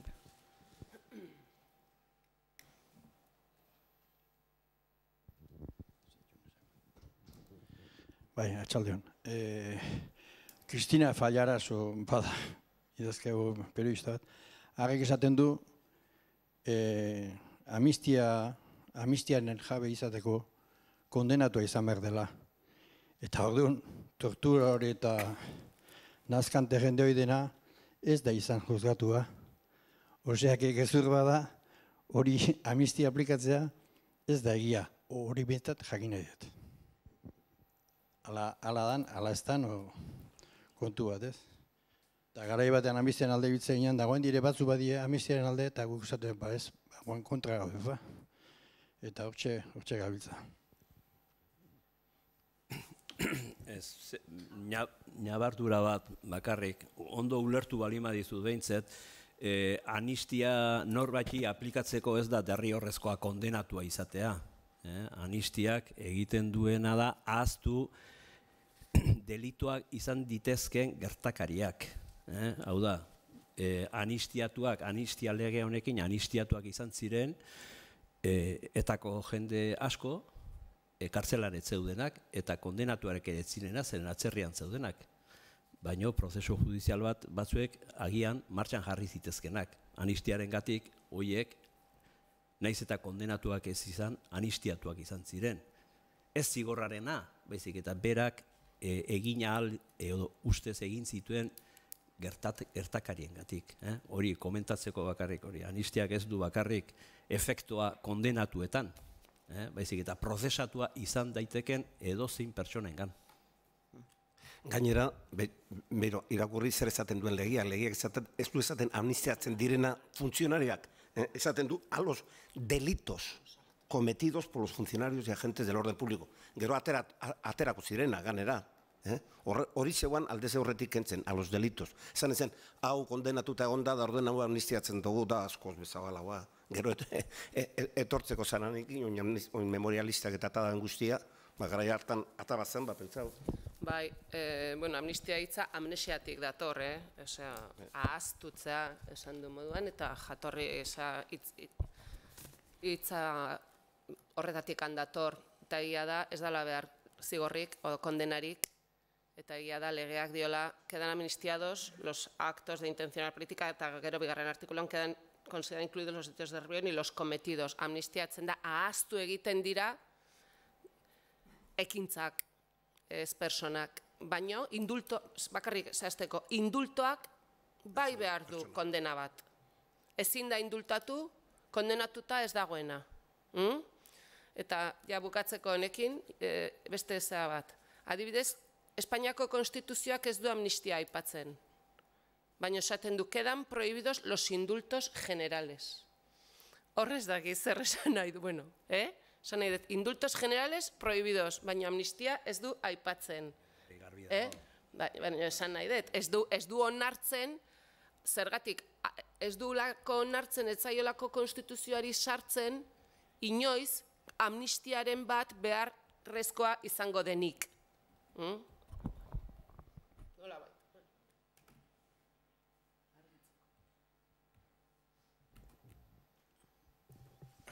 Quedan prohibidos los indultos generales, baina 18.000 egon dira, 1918tik konstituzioa onartu zenetik gaur, atzo arte. 18.000 indulto partzialak, banan-banakoak. Beraz, izugarria, ez? Zan nahi dut, horrek ere nolabait batzutan areagotzen du impunidadea, transiziorako aipatu dezuten impunidadea. Ekarpen txiki batzuk besterik ez. Badakite denbora nagusia dela, baina nik usten dut Nafarroan garai horretan petxo bazegoela beste komisiones obreras etikate zegoen beste sindikatu bat garrantzia handia izan zuela. ORT? Sindikatu unitario, bai, sindikatu unitario. Sindikatu unitario, bai. Eta gero, ez da kritika, baina beste ekarpen txiki batzuk, Xabierri,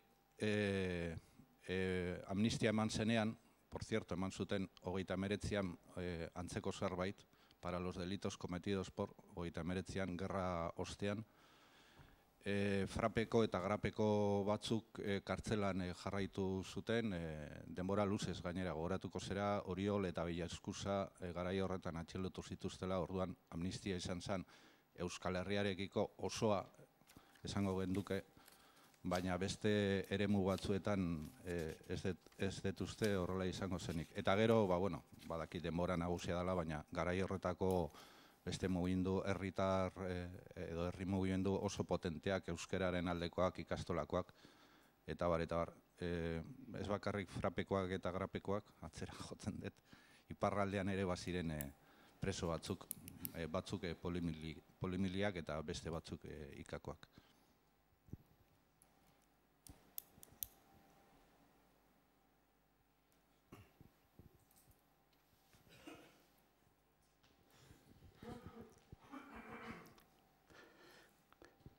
Nabardura batzuk, PETek bere sindikatu eta ORTek beria egin zuten geroago.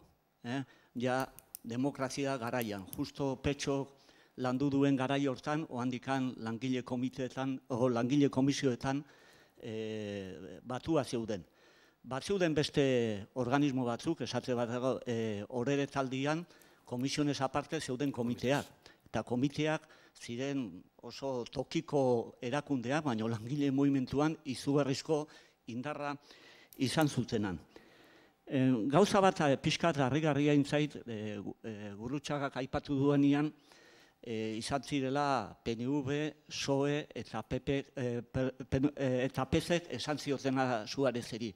Kartzelak ustu behar dira, beraz, ustu dezazun. Karo, hori horla esatea, kontuan izan gaben, justo, aste batzuen lehentxoago amnistiaren alde, Euskal Herrian izugarrizko greba orokorra izan zala, errendeian 5 eguneko greban aguantatu genuen, eta garbi zegoen, ez bazutela amnistia edo presoak kalean atzeratzen hori izango zala konflikto bat, oso potentea, porque oso errotua zegoen gure herrian, jende hori denak kartzelatik atzera behar zirena. Orduan nire uste dut, partidoaren konseilu hori baino importanteagoa izan zala errealitate soziala. Eta gero, bukatzeko, Zuk esaten duzu gauza bat, hola, kanpotik ikusita nahiko zentzuzkoa dena. Bueno, bai, gu nahi genuen, pentsatzen genuen, baina errealitateak beida ze erakutsi zuen.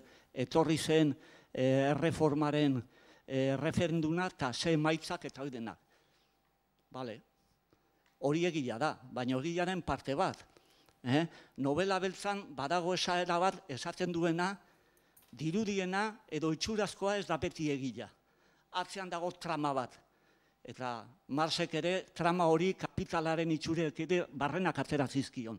Eta konklusio hortara iristeko, aztertu beharko genuke azkeneko 5 urtetan, nola pixkanaka talde politiko nagusiak joan ziren diktadura botatzeko asmo hori, diktaduraren sektore batzuekin patatzeko joera, nola joan ziren kalea ustu zen eta plazajunta eta plataforma demokratika sortzen, alegia konfrontazioa desbideratzen.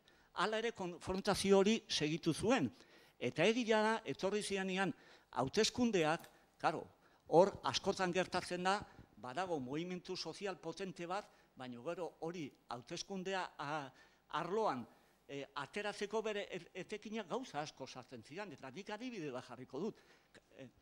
Katalunian, pesuren nagusigo soziala eta politikoa era batekoa zen.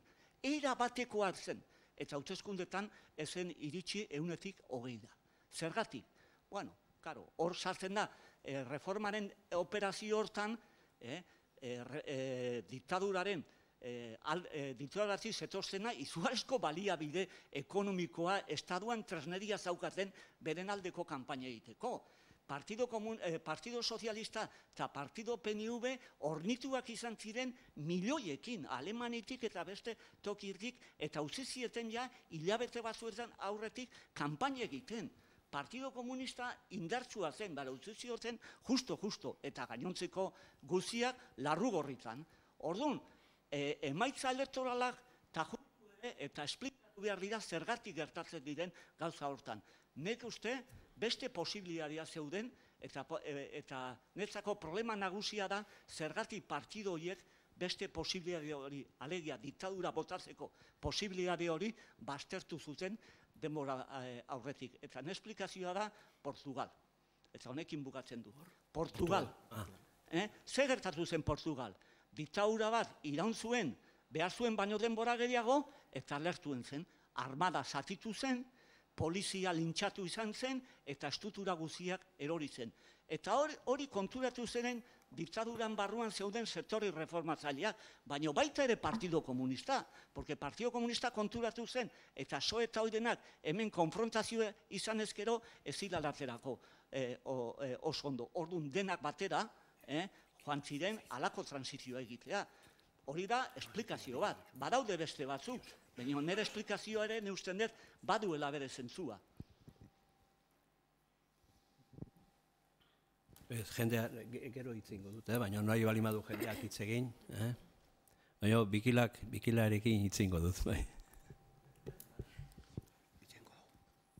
Ez, oain, gero.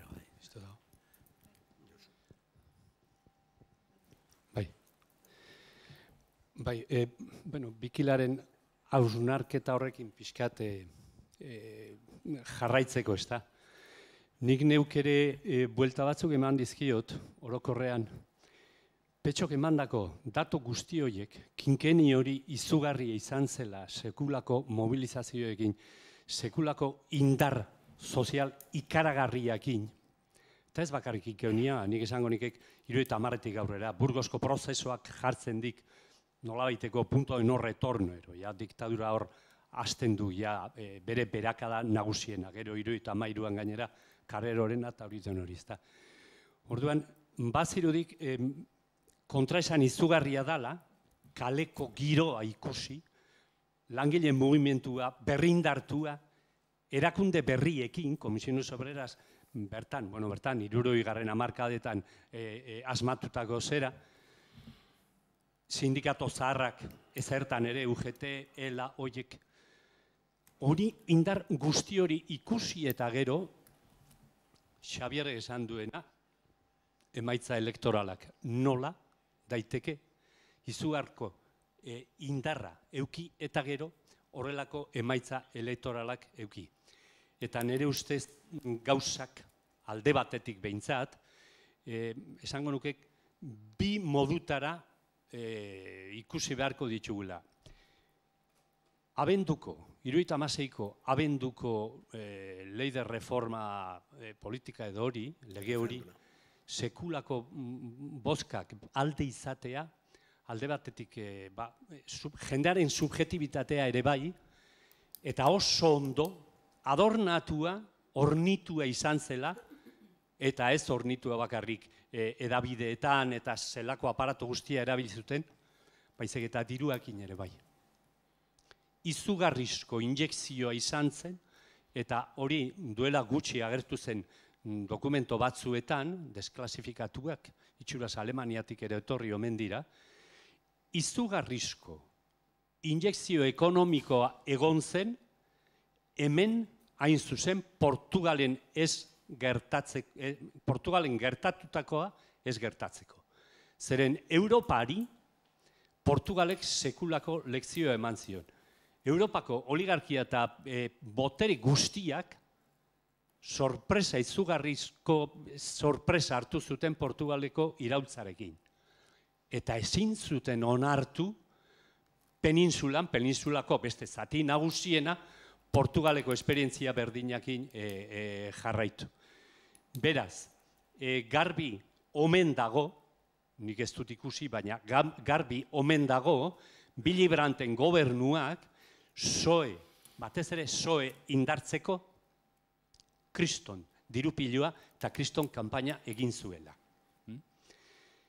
Gero, emaitza elektoralak horrelakoak izan itxuan, eta egia esan denok geratu ginuan aho zabalik, denok bertan movida guztietan genbizenok, aho zabalik geratu ginuan, eta denok geure buruari, Xabier esan dugena, geure buruari galdezka, nola Kristo gertatu daitekek, hau geu izan gaitu, gehien mugitu geranak, mundu guztia gurekin, kriston greba orokerrak, cada 2x3, hildakoak, jendea prestiltzeko, mobilizazioa, izugarriak ez bakarrik Euskal Herrian gainera, estatuan ere bai.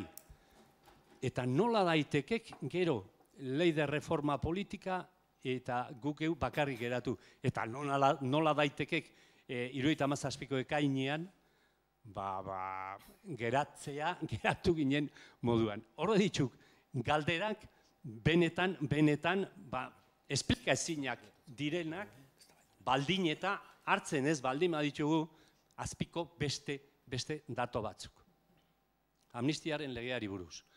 Bi gauzatxo, Pablo de Greifek esaten dik, eta horrek erabiltzen dik zuekin ados niok amnistia izan daiteke antizipatiboa, baina Pablo de Greifek esaten dik, kasu honetan, Estatu Espainoleko kasu honetan, amnistia preventibo bat izan zela.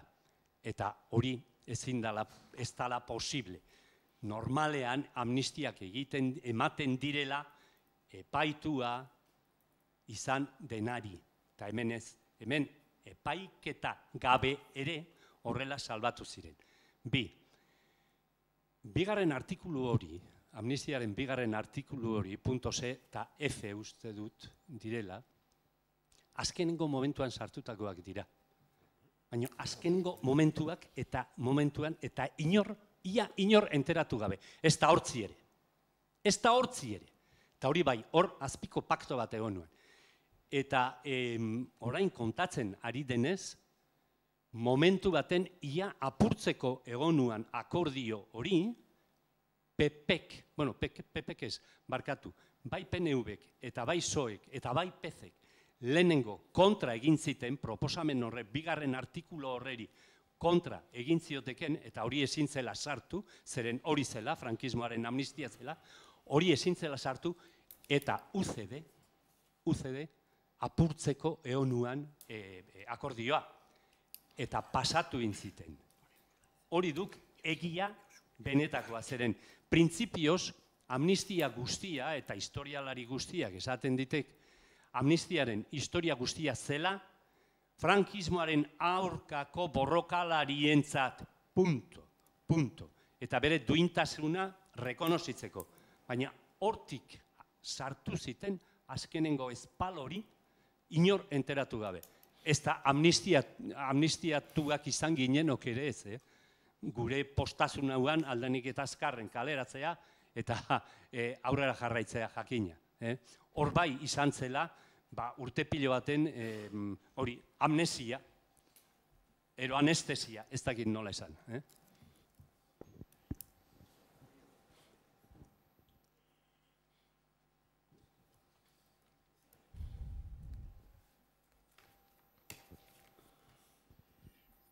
Igual, ez dakit ni berandu iritsi naiz eta justu Gurrutxaga bukatzen ari zen bere kontu horretan, esan ez, bueno, pues, zenolako sorpresa hartu genuen edo hartu zuten guztiek ekainak 15-ko hauteskunden emaitzak ikusita. Eta ez botatzeko, esaten dugun bezala edo egiten dugun bezala, kanpokoei. Alemaniako dirutza importante izan zen, eta PSOE berpisteko taula.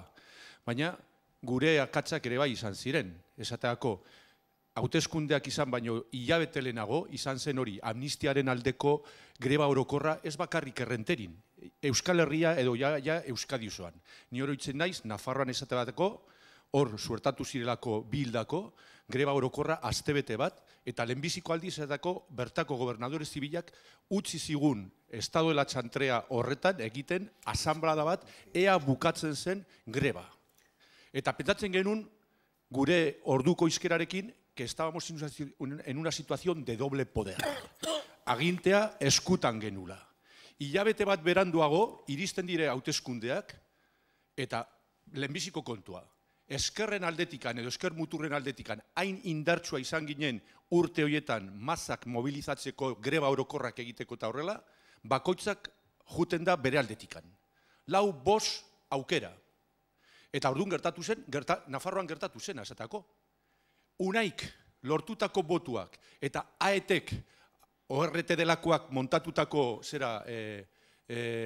koalizioak botu horiek gehituta, nahiko izango ziren esatako diputatu bat lortzeko. Eta aparte gelditzen ginen, futekoak, fedeikoak, eta ez dakizer. Eta orduan gau, kriston deskalabrua da, nik orduan erori nintzen ja betirako hauteskunde itxaropenetaz. Ekainak 16an ikusi nunean esatako guk futekoak, LKI eta OIC, fuerza nuevak baino boto gutxiago genitula, 1234 votos, menos de los que habían ido a nuestro mitin central, ja erori nintzen betirako. Baina, akatsak hor daude. Ez ginen gauza izan, esatako Nafarrako eskertiar muturretakoen abertzalen artean osatzeko koalizio bat.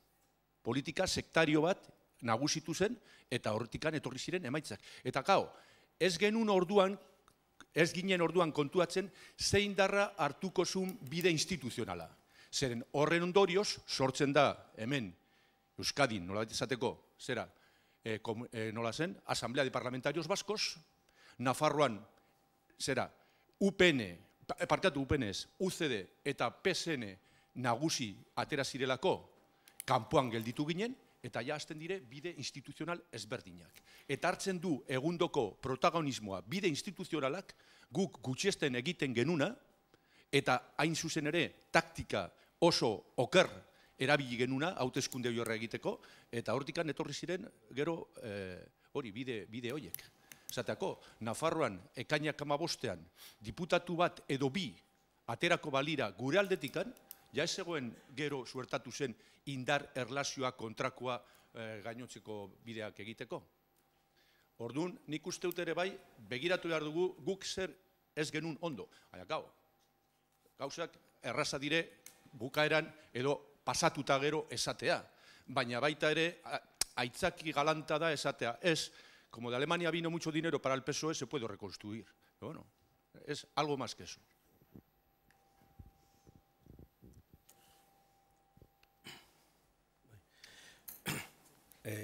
Uste dut hiruok hitzi nahi dugula, nahi bali badu Petxok. Ez dut segur nahi duzuna. Igual luzatuko nauk eta igual berriro hobe lehenbizitia.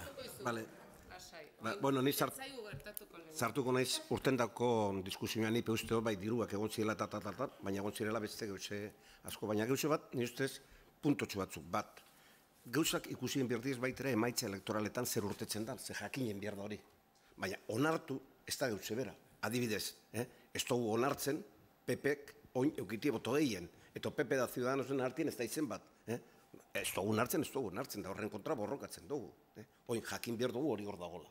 Jakiteko zer egiten dugu, bat. Bi, hemen dinamikak ikusi behar dira, ez argazki hutsa. Ze egia da, zuk eman dozuzen datuak, 67an. Hor, beste errakuntza handi bat egon zen. HB aurkeztie.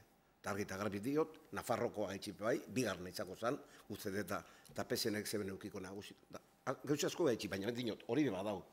Baina, 2 urte geroago, 2 urte geroago, 69an, nun gelditzen dira, PNV 27,5, HB eta Batasunaren artien, 22 baino gehiago.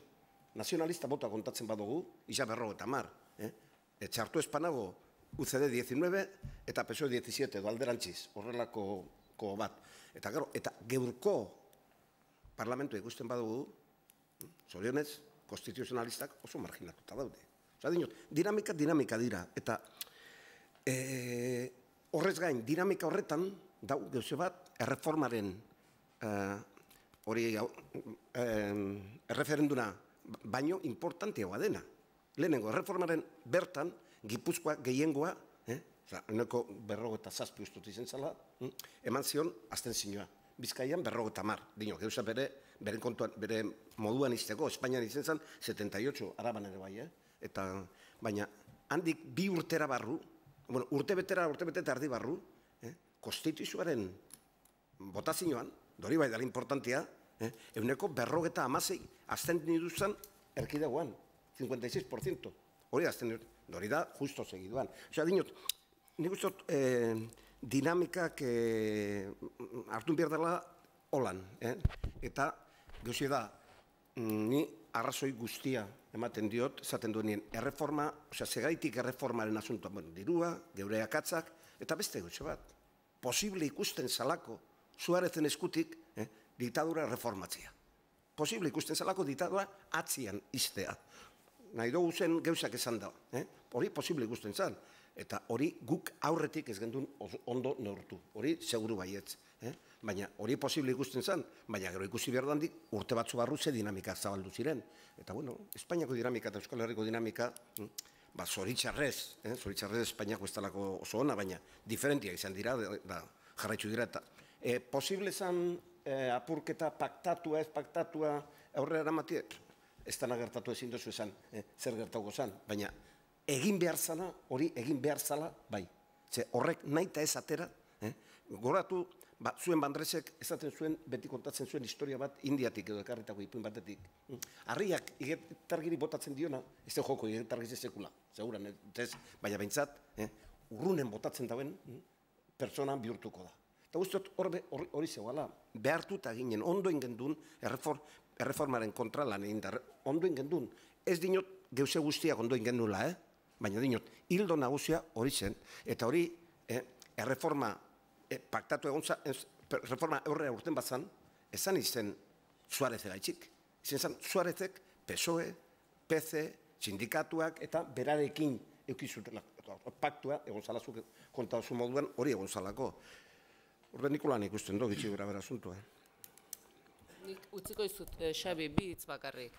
Batetik, nik uste hemen eman diren arrazoi guztiak direla uztargarriak eta denak koinziditzen dute egoera edo gertaera batzuk ondo esplikatu alizateko, ez da? Bero hori iten da, ez da, diosun, petxo. Baina, eta gero inoiz kontuan hartzen ez duguna da, etxeetan dagoen jendea. Nik uste dut zuek ibiltzen zinetela mugimendutan, grebatan, eta ikusten zuen zenbat esan dezuzuk leheno 40.000 lagun, ez da? Periko Ibarrak esaten. Baina 10.000 baziren ere, Gero dago beste jendea, eta marketing elektoral ez da gaur asmatu, beti da nikan izan da.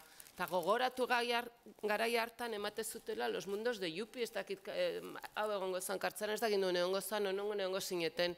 Baina goatzezeate libertad sinira ze izan zan, hemen ere bai entzute zan, eta hori zan jendearengan, jende askorengan, baita hemengo jendearengan ere, horrelako mezuak, horren zabalduta zegoen beldurra, nik uste horrelako mezua oso ondo pensatuta egon zala, eta nik uste mezu hori iritsi zala. Bakit inozoa dela esplikazio hori, baino jende arruntarengan horrelako gauzak daukate, eta bestela datorren urten ikusiko dugu 9 milioi pension dunen botoak nun gelditzen dira nonora dijoazen. Berriz ere izango da azkenen esperimentu bera ez da. Eta amnistiaren legearen zeintzan benetan asmoa, argi dago asmoa etzala frankismoa amnistiatzea, edo frankistak amnistiatzea, edo delitu haiek amnistiatzea. Bi arrazoi emango ditut, batetik frankistak oso lasai zeuden, ez zuten amnistiaren legerik behar. Sinistuta zeuden, erregimena nolabait, mantenduko zala nolabait eta babesaukiko zutela osoa. Eta horren froga da Alianza Popular alderdiak ez zuela parte hartu lege hau tramitatu zuen Espainiako Kongresu batzordean. Ez zuen parte hartu. Zergatik guztiz kontra zegoelako amnistiaren kontra zegoelako, amnistia alde bakarrekoa aurreikusita zegoelako. Nik ez dakit, gauzak horrela izan ziren, nik ez dakit, egia esan Salgi Xabierrekin, nondik norrek sartu zuen azkenengo momentu hartan, bueno, nork, zergatik, edo nondik batek eukizun argiura esateko ez, hau ere bai amnistiatu egin beharra dago bada ezpada. Baina hori etzala inolaz ere asmoa horrela da. Eta nik uste dut jendearen, herriaren, gizartearen kontzientzian hori ez dala egon, beranduago arte hori ere horrela dala. Baina, alere esan beharra dago, inorrek, nik pentsatzen dut garai hartan, inorrek etzuela besterik espero. Amnistia espresoa egon edo ez. Osea, bigarren artikulu hori gabe ere, amnistia espresu hori gabe ere, nork esperoko zuen 77an edo 80an benetan epaituko zala frankismoa. Batek esperok zuen ez. Beraz, bueno, gero oso ondo etorri zaie eta gero horri gehitu behar zaio beste gauza bat. Nazioartea oso jakintxua da eta asko daki, baina mundu osoan ez da egon, orain arte, Servini mugitzen hasidan arte, ez da egon herrialderik edo epaitegirik krimen horiek ikertu nahi izan duenik. Eta nik uste dut hori ere izan dela, benetan, zama handila, losa handila, ez da. Gutxitan gertatu da horrelakoa. Begi da, adibidez, lehen esan dakoa, Argentina eta Txilen gertatuko hainbat gauza behintzat, Espainian bertan, ikertzen hasi ziren. Baina Espainian gertatutakoa, inunez orain arte. Esan edo, adierazgarria dela. Bai, gauza batzuk komentatzeko, bai Josua Bikila eta bi Josuen partetik ere komentatu direnak. Nik uste dut, elkarrizketa hauek egiten dutena dela, bintzet, saiestu nolabaiteko bere antzutasuna eta posibilitatu elkarrizketa konstruktibo bat edo positibo bat, ez da, eta nik uste dut batek eta beste mai gainean jarritako arrazoiakin egia borobilagoa eta beratxagoa gertatzen dela. Eta nik uste dut izan diren interbentzioekin ere olako zerbait gertatzen dela emaitza, ez da zen norberak arrazoi osoa edukitzea, ez da posible, ez da, eta gaina ez da ona. Batez ere ez da ona. Orduan, zea, Bikilak komentatu dituen asuntoa bat, Bikilak komentatu amnistiari buruzko, zea, ez da, komentatu duenik nola 1977ko urtarrilean lehenbiziko indulto generala edo anistia deitutakoa 1976ko abendukoaren ondoren, zen hor ez ziren delito terroristak sartzen, bilera bat egon zen, eta harremanak oso maiz izaten ziren garai hartan, Felipe González, Santiago Carrillo, Julio Jauregui izan, PNV-ren partetik ibiltzen zena Madriden, PNV-ko aspaldiko esilioan ibilitako persona bat, eta urtarrilean egin zen, eta planteatu zioten, behintzet, 1976ko abenduaren 31 arteko delituak anistiatu inbertziren.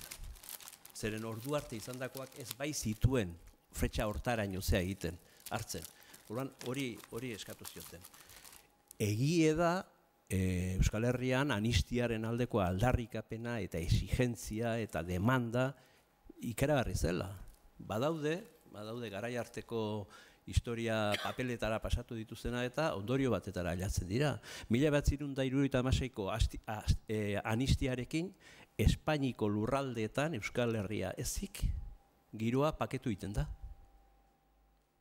Katalunian baretu egiten da dena, anistiaren aldarrikapena baretuta dago. Osea, pezeko preso guztiak kalean daude, etako mundua etzana kalean dago. Beraz hori baretuta egiten da. Nun dago anistiaren exigentzia Euskal Herrian? Eta Euskal Herrian, eta gaina oso mode potentean, eta mobilizazio eta presio horri erantzuten zaio izugarrizko errepresio basatiarekin. Izugarrizkoarekin. Eta hor sortzen da Suarezengan ikusten da PNVek eta PSOek eta PSek ez diotela garantiarik eskaintzen hori nunbait doandi bideratzeko eta beste zerbait behar dela eta beste zerbait egin behar duela, txibertako ordezkaritzakin biltzen da anistia hitz egiteko eta exigentziaren ondoren esaten du nik ezin dut eman orain ekainaren 15 baino lehenago zuek eskatzen ari zatena. Ezin dut, beste zerbait egin beharko dut, horregatik komentatu dut Burgosko prozesuekoen estrainamentua hor gertatzen da, maiatzen gertatzen da eta ateratzen direnean, baino ez dekreto berri bat egin dalako. Baizik eta aurreko dekretuaren anparoan ateratzen dira, indultatuak baino estrainatuta. Orduan, egia da bikila, izugarrizko garrantzia dauka mugimendu sozialak, orduan sortu zen Gipuzkoako anistiaren aldeko gestora. Osea, 1976ko eo 17ko urtarrilean sortzen da Ley de Asociacionesen anparoan Gipuzkoako anistian aldeko gestora. Eta, dago movimentu handia. Otsailean eta martxoan antolatzen dira anistiaren aldeko lehenbiziko astea. Gero maiatzan egin ziren beste bat oso gogorra gertatu zena eta zuk aipatu dituzun eta Petxok aipatu dituen hildakoak eta greba orokorrak eta. Beitu, anekdota bezala. Momentu batean, otsailean movimentu hori sortzen denean, Gipuzkoan sortuta daude, Gipuzkoako herrialdetan 44 udalerrietan gestorak antolatzen dira. Eta gobernadore zibilarekin bilera bat eskatzen dute represioarekin amaitu dezan. Eta gestoren izenean hitz egiten dute. Gobernadore zibila garai hartako arek, esaten du, alegin guztiak egingo ditula, eta gestoretako sozio egiten da. Gobernadore zibila, garai hartakoa. Gero maiatzeko astea, batez ere asko tematu ziren errenderin, ikaragarri tematu ziren errenderin, nahi tokatu zitzaian gaur bezalako mainguru bat, baina aste osokoa, eta han egon zan, represio handi egon zan. Hori, nik uste dut hori dala. Anistiarenekin, Josuk komentatu egin, ni erabat ados nago, hala gertatu zen. Hortzik berak esaten du, haber enmienda gehituko aukerai daukan. Bere eztabaidan esaten du, oye, que no he tenido posibilidades de hacer una enmienda a la totalidad de este proyecto. Eta orduan, zeatik, eta UCD presionatzen du. UCD presionatzen du PSOE eta PC presionatzen ditu, daizue, sartu inberra dago, zen eta bestela, gero, lege honen garapenean, zuek amendio tire iten malima dezute, eta mehatxu iten du. Zuek gortio tire iten malima dezute, gu beste hildako batzu jarriko ditugu, maian baita ere anistiatu ezin daitezkenak, Eta Santiago Carrillo esaten diote parakuelos. Anistian zer sartzen da, eta hor dago adostasuna, hildakoak zer da, bando bakarrekoak ez, bitakoa dira. Eta anistiatzekoak izatekotan biak ez bat. Eta orduan, gogoratzen zate Garzonek asuntoa hartzen duenean, berreskuratzen duenean, eta planteatzen duenean anistiaren legea konstituzioaren kontrakoa izan ditekela, eta nazioarteko akordioen akatoa dalan, Santiago Carrillo esaten du, azkeneko urtetan zabilen, ja, eta esaten du, zuek ikusiko dezute zertan zabiltzeten, pero igual nos sale el tiro por la culata, Eta gau, bazekin zertaz ari izan, ez da? Eta orduan, hor, adostasun badago. Adostasun horretan, guain, gaur egunean memoria historikoaren mogimendu hauek eta berpizten ari diren historia, eta horrek rekorrido badauka. Zen eta gauza bada, frankismoak egin zituen krimenan hoien eta hoien zigor penala. Hori anistiak itxiten du.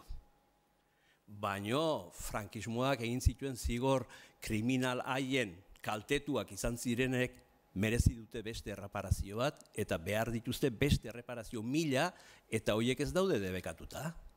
Horiez guzti zilegea dira, eta horre ere PSOE oraindi dago pixka bat katiatuta aurrekoekin. Gero, bukatzeko Portugalekoa eta Billy Brandt, eta egia da, nahi tokatuzean, karzelatik irten ditzenean, egin nuen, lehenbiziko lana egin nuen, esan ziaten agindua, erabakitzeko eskubiderik gabe, bestaldea jun eta etaren 7. biltzarrea jutea. Eta gero handik bueltatu nintzenean, tokatu zen, Felipe González Euskal Herrian mitinak ematen ari zela. Eta gogoratzen zate, Eibarreko astelena zean frontoian, eta han jun ginen, zeatik, protesta egitera, kriston egura hartutatea ginen, ez da, baino, uste genuelako protestatu inbar genuela ez, PSOEk mitina egiteko eskubideek itzaukalako, baizik eta behantzako bakarrik eskubideak kudeatu zulako, eta ez bestiontzako, ez da? Eta, muga guzti horiek bazeuden, baina Josu Txuekak esan duen bezala, hemen, jokatzen balin badu demokrazia, eta demokrazia ez da bakarri demokrazia instituzionala, eta ez da bakarri demokrazia elektorala, bezik eta demokrazia soziala badago, eta partizipazioa, eta herri mugimenduen eta baina herri bat erakundetzen balin bada, eta erakunde horietan ordezkaritza elektoralen bidez egiten balin bada, eta ezin gintezke pentsatuz zenbait herritarrek gurekin egon direlako edo egon zirelako mogimendu antirrepresiboetan edo greba orokorretan urrengo gunean boto emango digutenik.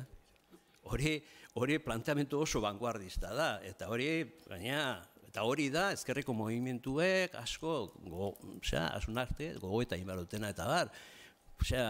Mila arrazoi hon daitezke, dirua egontzan, bestea egontzan, PP txapapotearen pasatuta ondoren jende guztia pentsatzen genuen Galizian pagatuko zuela, etzun pagatu ezer. Etzun pagatu, eta orduan esaten duzu, batzuk ailatzen du, jode, nik ez dira siniste ja demokrazian, demokrazia hori balin bada, ez da, baina demokrazia hori da herritarrek egiten dutena.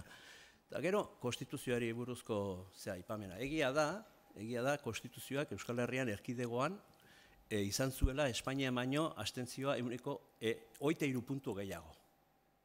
Abstentzioa. Espainian izan zen 32, eta erkidegoan izan zen 55. 23 puntuko diferentzia izan zen. Baiezkoak eta ezezkoa, baiezkoa nabarmen irabazi zuen. Egia da, 55 horietatik, ulertu behar da, 23 abstentzio politikoa zala. Bestea ez, 23, ez dezagun gure zakura ekarri nahi dugun guztia, 23. Hoien irakurketa politikoa abstentzio horrena zer da? PNV agindu zuelako abstenitzea, zeren besteok esan genuen 40 urte gero hau ez. Hori esan genuen, ez da? Orduan guk lortu genituenak, ezezkoarenak, eta garai arteko herri batasunak, eta bar. Orduan, zer esaten zuen PNVek? PNVek ez du esaten konstituzioari abstentzioa eman dudalako hausdurara nijoa. Hori ezin daiteke irakurketa hori esan. Esaten dut, ni konstituzio honen aurrean abstentzioa. Eta ikusiko dut autonomia estatutua negoziatzen danean, nun gelditzen naizen. Autonomia estatutua negoziatzen duanean adostasun lortzen balin badugu, orduan ni bide instituzional honetan segituko dut. Zer eta orain gertatu dan irregulartasun hau, nire PNV-aren ikuspuntutik, gero bideratzen balin bada, Eta hori gertatu zen. Horregatik guain esaten danean, Euskal Herrian konstituzioari ez eman zitzaion. Objetiboki hori ez datu, hori nahi politiko bada politika egiteko. Bueno, bukatzen joan behar dugu, Zan digute 5 gutxitan bukatzeko. Nik azken gauza bat, segurazki kanpoan jarraitzeko eztabaida, beste ordu terdirako emango liguke ez da. Ikusi dugu ze galdu genuen trantsizio garai hartan. Galdu genuen autodeterminazio eskubidea gauzatzeko aukera. Galdu genuen errepublika bat aldarrikatzeko aukera. Galdu genuen genozidak epaitzeko aukera. Gertuago nire galdera da, orain ez dugu denborarik, baina galdetuko nizueke kanpoan jarraitzeko. Gertuago gaude orain, errepublikatik, autodeterminazio eskubidetik. Eta horrekin batera, propaganda pixka bat. Utsi dugu hor maiondoan paper batzuk gure elkartearen datuekin, gurekin batu nahi duenak etortzeko, apoiatzeko eta gurekin lan egiteko. Ez da beharrezkoa frankismoko militanteak izatea. Nahikoa da memoriaren militanteak izan nahi izatea eta gauzak aldatzeko gogoari eustea.